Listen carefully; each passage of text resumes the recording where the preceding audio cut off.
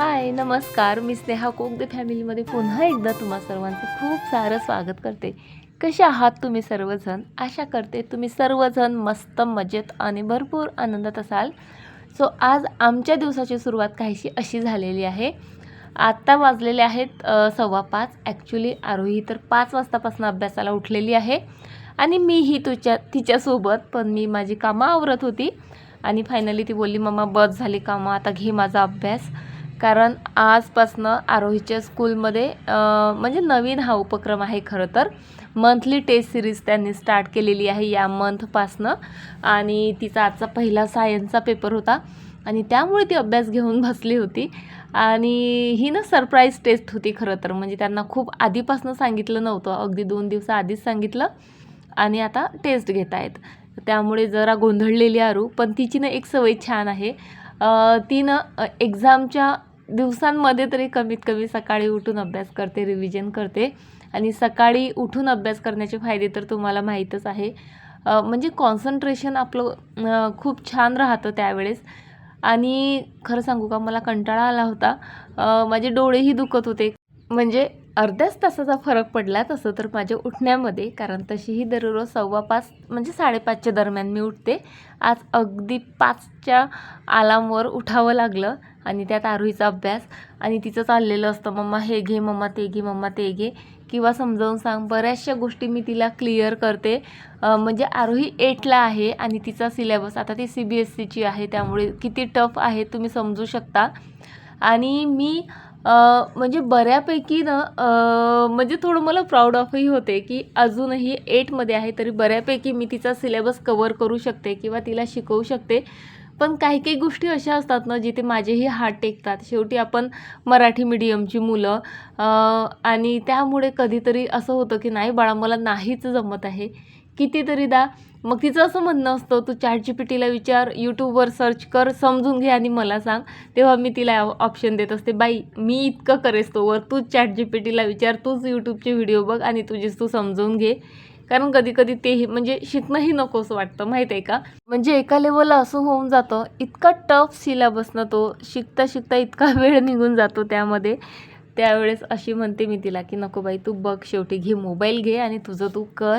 आणि आताही माझं तसंच चालू होतं. तिला बऱ्याचशा गोष्टी समजावून सांगितल्या आणि जे मला येत नव्हतं त्यासाठीही तुम्ही बघितलं, अगदी हात धरून ती मला बसवत होती. पण मी म्हटलं नको, आता मला माझी कामं करू दे. आज ॲक्च्युली आहे श्रावण सोमवार, त्यामुळे कामं आता पूजा म्हटली म्हणजे बाकीही भरपूर गोष्टी असतात. म्हणजे पूजा लवकर होऊन जाते, पण पूजेची तयारी म्हणा, घराची क्लिनिंग म्हणा, कारण सणवार असला की आपल्याला घर जरा जास्त क्लीन लागतं. आणि माहिती आहे का, स्वच्छ घरच मस्त पॉझिटिव्ह अशा काय आनंदी आनंदी व्हाईब देतात आणि मला आवडतं ते. सो त्यामुळे सुरुवात केली मी कामांना. आता तुम्हाला दिसतो आहे बाहेर भरपूर उजेड आहे, पण नंतर कामं झाल्यावर दाखवते बघाल मी. म्हणजे आता फक्त 5:45 वाजले असतील आणि चांगला काळोख होता, काळाकुट्ट काळोख. पण तरी मी ना बाहेरचं तेवढं आवरून घेतलं, झाडून घेतलं आणि छान पोछाही लावून घेतला. ॲक्च्युली ना मला हे धुवूनच काढायचं असतं. म्हणजे सणवाराला तरी मी धुवून काढते, पण सकाळी सकाळी ते नको वाटत होतं. कारण मग म्हणजे त्यात भरपूर वेळ जातो. आणि बघितला ना तुम्ही अंधार, लाईट बंद केला तर सर्वीकडे अंधार झाला आहे. ते सर्व आवरल्यावर खरं तर मी पाणी चालूही केलं होतं बाथरूममध्ये, हीटर. पण आरोही बोलली, मम्मा प्लीज नको ना आंघोळीला जाऊ, माझं ऐक तरी तू, नाही सांगत तर. तिला रिकॉल करायचं होतं. मी म्हटलं तुझी तू रिकॉल कर किंवा ना रायटिंग प्रॅक्टिस कर. आणि याआधीही मी तिला तेच सांगितलं होतं की तू मला ॲन्सर ओरली दिल्यापेक्षा रायटिंग प्रॅक्टिस कर. काय होतं माहिती आहे का, ओरली मुलं खूप छान ॲन्सर देतात, प्रनाऊन्स पण छान करतात आणि एक्स्ट्राच्या 1-2 लाईन पण म्हणजे ते पटकन आपल्याला सांगून देतात. आपण इम्प्रेस होतो, हो हो तुझं सर्व लर्न आहे. पण खरा प्रॉब्लेम होतो रायटिंगच्या वेळेस. प्रेझेंटेट जेव्हा करायचं असतं तेव्हा रायटिंगमध्ये एकतर बऱ्याचशा वर्डचे स्पेलिंग मिस्टेक्स होतात किंवा म्हणजे बरीचशी मुलं गोंधळतात. त्यामुळे तर माझा एक तिला सांगणं असतं की तू मला काहीच देऊ नको ओरली, तू फक्त रायटिंग प्रॅक्टिस कर. पण तिथे ना तिचा असा गैरसमज होतो की तुला माझ्याजवळ बसायचा कंटाळा येतो ना मम्मा, म्हणून तू अशी म्हणते. पण खरं सांगते, जितकं मुलं रायटिंगने म्हणजे रायटिंग कोणताही प्रश्न ओरली दिल्यापेक्षा जेव्हा ते लिहून बघतात ना त्याचा इम्पॅक्ट खूप छान पडतो. आणि तशी सवय मी आरोहीला लावते आहे, पण कधी कधी तिला माझा राग येतो. आत्ताही ती इथनं राग ताडतड पाय टाकत गेली. मग ती म्हटलं जा बाई आता तू राहूच देते, आता तयारीला लाग. आणि मीही तयारीला लागले. आज तिला हव्या होत्या फोडणीच्या शेवड्या, पण शेवड्यांमध्येही आम्हाला भरपूर फ्लेवर हवे असतात माहीत आहे का. कधी आम्हाला म्हणजे टोमॅटो सॉस घालून वगैरे चायनीज जे मसाले असतात ते घालून तिला हवा असतो, किंवा कधी फक्त मॅगी मसाला घालून शेवड्या हव्या असतात. पण आज तिचं म्हणणं होतं मम्मा मला ना पास्ता पिझ्झा सॉस घालून किंवा पिझ्झा हर्ब्स वगैरे टाकून जे आहे करून दे. सो तशा टाईपच्या शेवड्या केल्या. पराठे केले तास पालकाचे, पिहूला जेवायला दिलं. आणि आत्ता मी पिहूचे कपडे इथे प्रेस करते आहे. काल तुम्ही बघितलं माझा पूर्ण दिवस अकोल्याला गेला, बऱ्यापैकी अकोल्याला गेला, त्यामुळे ही तेवढी कामं बाकी होती कालची. सो ती आत्ता मला सकाळी करावी लागत आहेत. आणि त्यातही आज आरोहीचे पप्पाही नाहीत हेल्पला. सर्व हे एकटीनेच करणं म्हणजे माहिती आहे का सकाळची म्हणजे तारेवरची कसरत असते. ते असले की कसं असं कपडे प्रेस करणं किंवा मुलांना जेवण देणं, आणि सर्वात महत्त्वाचं अरे जेवा रे संपवा रे, हे सर्व डिपार्टमेंट मी त्यांच्याकडे दिलेलं आहे. मी पराठा नेऊन दिला ना तर तो संपतो की नाही ते बघणं त्यांचं असतं. आणि खाली सोडून देणंसुद्धा तेही काम त्यांचं असतं, कारण पिहूच्या आणि आरूच्या वेळा जरा वेगवेगळ्या आहेत त्यामुळे. सो आता आम्ही खाली आलेलो आहोत पिहूला सोडायला. आणि खाली ना आमच्या खूप क्यूट असे 2 डॉगी आहेत. आणि त्यांच्यासाठी पिहू आजकाल ना एक बिस्किटचा पुडा त्याच्या बॅगमध्येच ठेवतो. आणि रोज सकाळी त्याचं हे चाललेलं असतं डॉगींच्या मागे फिरणं बिस्किट खायला. पण ते खूप छोटे आहेत आणि ते भितात. बहुतेक त्यांना कोणीतरी त्रास दिलेला.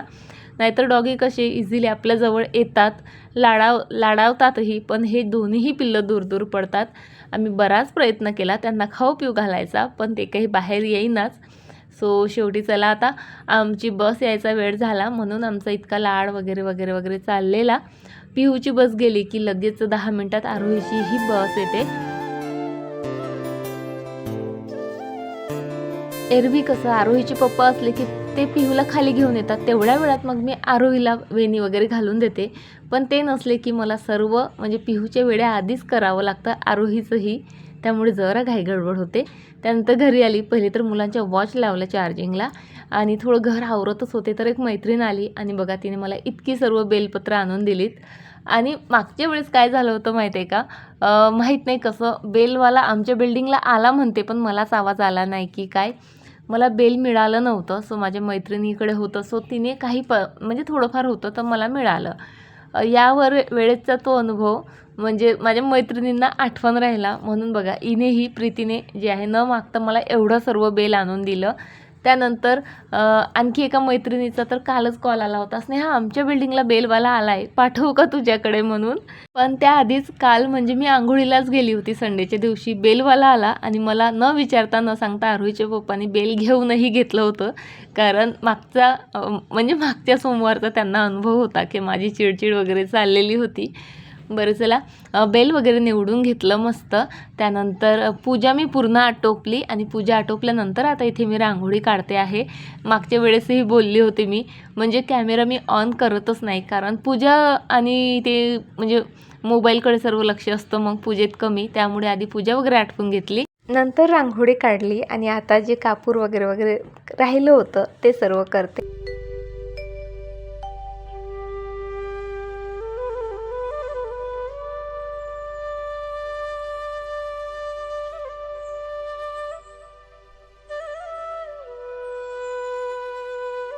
सकाळपासनं बघा काही ना काही कामं चाललेली, त्यात पूजा वगैरे मुलांचं सर्व आटपून आता कुठे मी शांततेत बसली. तर आता फलाहार करत असते मी. कोणताही उपवास असला ना, तुम्ही बघितलं असेल जेव्हा माझा एकटीचा उपवास असतो तेव्हा तर मी कधी साबुदाणा किंवा इतर कोणतेच पदार्थ खातच नाही, फक्त फलाहार करते. आणि जेव्हा सर्वांचा उपवास असतो तेव्हा तरी मग आमच्याकडे साबुदाणा खिचडी वडे किंवा धिरडे असं काही बनत असतं. सो आता फलाहार करायला बसली तर साहेबांचं चालू झालं मला चिडवणं, तू इतकी खाते तर जाते कुठं, असं जे आहे त्यांचं म्हणणं होतं. आता फलाहार दिसती प्लेट भरून, पण काय आहे त्यात, एक केळ, अर्ध डाळिंब आणि एक मोसंबी. आता मी सकाळी पण 2 केळं खाल्ली होती खरं तर, म्हणून ते मला चिडवत होते. आता जाते कुठं काय सांगू, एवढ्याने काय होतं बरं. पण तरीही त्यांचं मला ना चिडवणं चाललेलं, आणि पण तरी मी खाऊन घेतलं ते. आणि त्यानंतर आता गार्डनमध्ये आली बघा. या घरट्यासाठी ना माझ्या फेऱ्या इतक्या वाढल्या गार्डनमधल्या, म्हणजे मला ना इतकं कुतूहल आहे की दिलेत का त्या पक्ष्यांनी अंडे, आलीत का पिल्लं, ते बघत असते मी चार चारदा येऊन. माहिती आहे का मी कितीदा अशी म्हणजे दबकत दबकत अगदी हळूहळू गार्डनमध्ये आली की मला ना ते कॅप्चर करायचं होतं त्या चिवताईला. माहिती आहे का, एक चिवताई इथे बसते आणि एक चिवताई आतमध्ये जाते आणि इतकं छान वाटतं ते पाहायला. आणि माहीत नाही काय त्यांचं चाललेलं असतं, पण काहीतरी बोलणं चाललेलं असतं एवढं कळतं. पण मी आली का दोघीही पडून जातात. आणि आता इतका प्रयत्न केला मी कॅप्चर करायचा, पण नाही करता आला. बरं चला, आता मुलं यायची वेळ झाली. आता आरोही आली. आता पिऊसाठी आधी मला डाळ भात लावायचा आहे. जवळपासनं 3:30 वाजलेत, त्यामुळे म्हटलं चला आता पिहू येईल त्याआधी त्याच्या खाण्यापिण्याची व्यवस्था लावू. त्याला आल्यावर वरण भात हा लागतोच, त्यामुळे कुकर लावलं आणि लक्षात आलं की स्नेहा फ्रीजमध्ये दूध आहे 1-2 दिवसाचं साठलेलं. म्हटलं चला त्याचं दहीही लावू, म्हणून इथे दूध मी तापायला ठेवलं. आणि सोबत कालची फळं बघा आणखी फ्रीजमध्ये ठेवलेली नव्हती. आणि हा फ्रीज घेताना किंवा अधूनमधूनही आरोहीच्या पप्पाला येतच, काय स्नेहा एवढा मोठा फ्रीज घेतला, हा काही गरज होती का. पण बघा इतकं सामान मावतं या फ्रीजमध्ये. वरचं सर्व पॅक आहे भाजीपाल्यानी, फळांनी. सो खालची जी बास्केट आहे ना, त्यामध्ये माझी सर्व एक्स्ट्राची फळं मावतात. त्यानंतर सर्वात महत्त्वाचं म्हणजे माझी कडधान्य. सर्व कडधान्य मी फ्रीजमध्ये ठेवते, कारण वरनं खूप लवकर कीड लागते त्यांना. पण फ्रीजमध्ये अगदी म्हणजे महिने तसे राहतात. त्यामुळे माझ्यासाठी तरी हे फ्रीज वर्थ इट आहे. म्हणजे आरोहीच्या पप्पांना काहीही वाटत असलं तरीही. चला मस्त असं सर्व अरेंज केलं आणि तोपर्यंत माझं दूध गरम झालं, म्हणून दहीही लावून घेतलं. आणि मला ही साडी म्हणजे माहिती आहे का, माझ्या पहिल्या वाढदिवसाला आरोहीच्या पप्पांनी गिफ्ट केलेली आहे. पहिल्या मीन्स माझ्या लग्न झाल्यानंतरच्या पहिल्या वाढदिवसाला. कशी दिसते आहे मला नक्की कमेंट करून सांगा. बाय द वे आरोहीच्या पप्पाची चॉईस म्हणजे बऱ्यापैकी बरी आहे. छान, म्हणजे मलाही आश्चर्य वाटलं होतं जेव्हा ते पहिल्यांदा ही साडी घेऊन आले होते. कलर कॉम्बिनेशन पण छान आहे आणि कापड सर्वात महत्त्वाचं म्हणजे खूप छान आहे. बाहेर दाखवते मी या साडीचा पूर्ण लुक कसा येतो ते.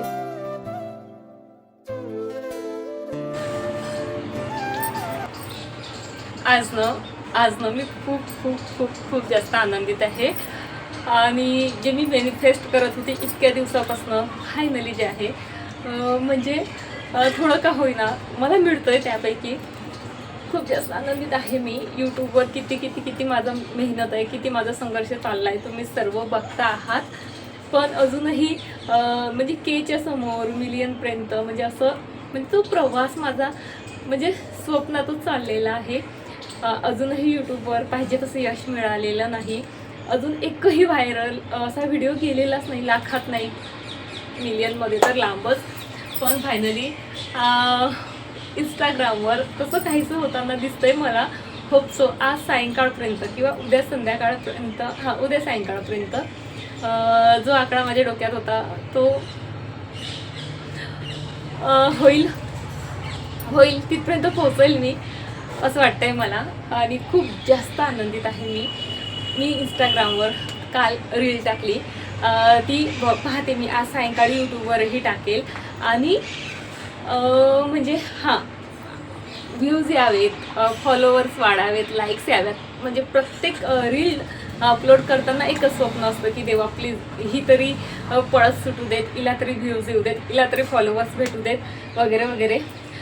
फायनली आता 50 दिवस झाले असतील मी इन्स्टावर रील्स अपलोड करते आहे. आणि माझा एक व्हिडिओ आता व्हायरल झाला आहे असं म्हटलं तरी चालेल. तो 6 लाखाच्या वर गेला आहे. आणि होप सो की तो आज रात्रीपर्यंत किंवा उद्या सकाळपर्यंत 1 M क्रॉस करावा. खरंच मी खूप जास्त आनंदी आहे. 6 लाखाच्या वर गेला यातही खरंच मी खूप जास्त आनंदी आहे. आणि त्याने जर मिलियन क्रॉस केले तर मग तर म्हणजे उडेल हवेत. कारण 2 वर्षापासूनचा माझा संघर्ष आहे.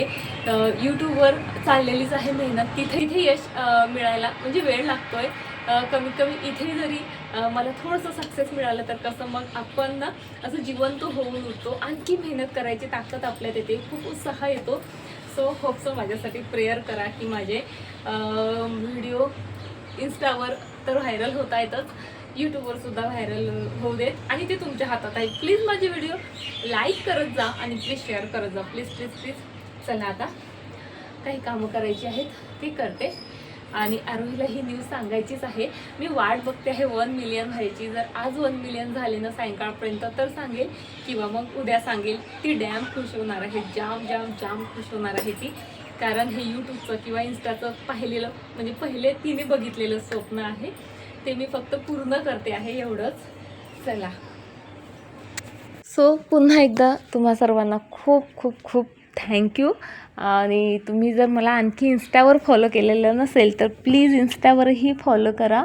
स्नेहाज होम अँड गार्डन असा जो आहे माझा इंस्टाग्रामचा ID आहे. आणि काल मी म्हणजे तुम्हाला सांगितलं होतं की ही साडी आहे हिला पिको फॉल करायचं होतं ॲक्च्युली.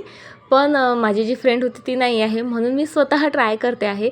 आता पिको तर म्हणजे करायचा म्हणजे प्रयत्न करते आहे मी आणि त्याचं काही नसतं एवढं, ते होऊन जातं. मी काय केलं, जो साडीचा शेवटचा काठ आहे ना तो असा थोडासा मोडून घेतला आणि त्याला ना असं गोल गोल करत जे आहे पिकोसारखंच करायचा जो आहे प्रयत्न केला. आता मी एक्सप्लेनही नाही करता येत आणि ते शूटही व्यवस्थित झालेलं नाही त्यामुळे दाखवलंही नाही तुम्हाला.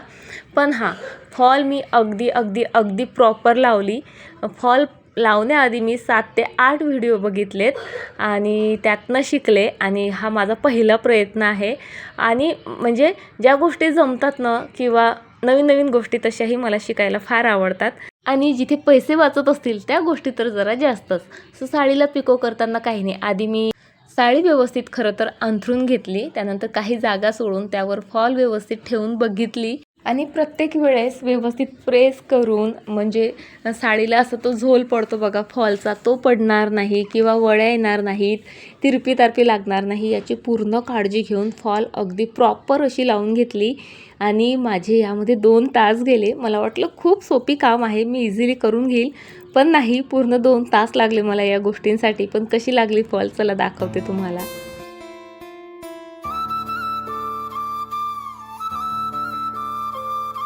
पिहू सकाळपासून बराच खोकलत होता आणि खोकल्याची औषधं मी खूपदा ऐकलं आहे की नेहमी देणं चांगलं नाही किंवा थोडाफार खोकला असेल तर प्रयत्न करायचा की जे घरेलू उपाय असते त्यानं आराम म्हणजे पडतो ते द्यायचा प्रयत्न करायचा. नाहीच पडला, जास्तच वाढला तर आपण मग कफ सिरप देऊ शकतो.